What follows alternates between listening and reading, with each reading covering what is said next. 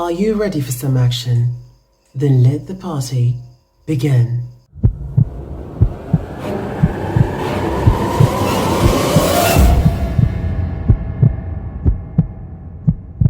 The story was told by Van Van.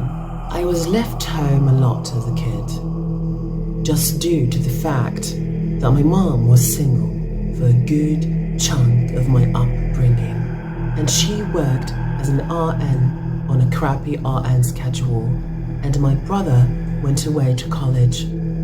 This was night that my mom was working in overnight.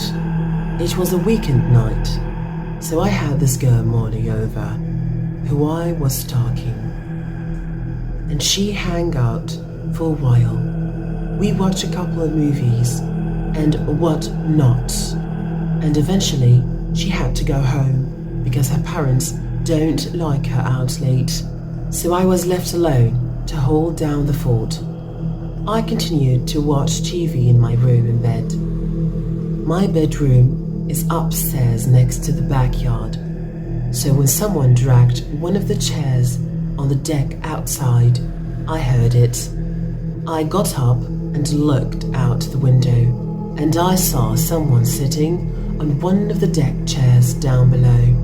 I called Molly's name, thinking it was her. After all, she'd only left under 10 minutes ago. Whoever it was looked up at me, but it wasn't Molly. I immediately pulled away from the window to hide. It was not anybody I recognized, not in the darkness at least. I texted a few close friends on our group chat if it was one of them messing with me. The ones who answered all said no and asked what I was talking about. I didn't believe any of my friends would come to my house to mess with me like that anyway.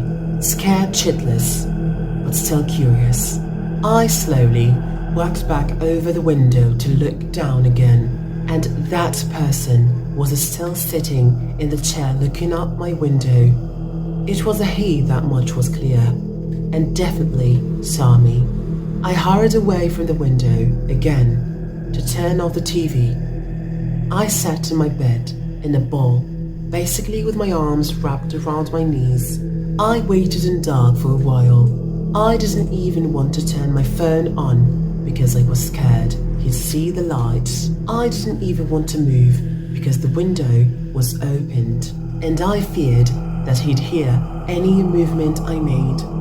I wanted him to assume I was just no longer in the bedroom. I waited enough time. It had to be a solid 5 minutes of just sitting there.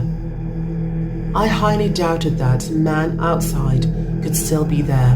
I finally mustered up the courage to get up and look out the window. I felt a little part of me die inside when I saw he was still down there looking up at my window instead of running away from the window again. I tried to be brave, and I said down to him, "What do you want?" I then noticed his shoulders started to go up and down as if he were laughing really hard, but he didn't make any kind of audible laughing sounds at first, so I heard a slight whistling sound coming from him. It seemed like he was laughing so hard that he was wheezing. I asked him to please go away, then walked away from the window again. I went back to my bed. I was scared to call the police for some reason. I left my room and sat at the top of the stairway, listening. The back door was being pushed. He was trying to get into the house. I ran back to my room to hide again. I was 14. I didn't know what else to do. Eventually, I heard the front doors not being fiddled with, and the man trying to push the front door open as well. He gave up quickly, thank God. I closed my bedroom window and curtains. If our doors weren't locked, I could have been killed easily. I was skinny and weak when I was 14, and definitely not a fighter. I didn't leave my room again that night. until my mom got home around 9. I told her what happened, and her reaction was angry at me for not calling 911, and in hindsight, that was very stupid of me.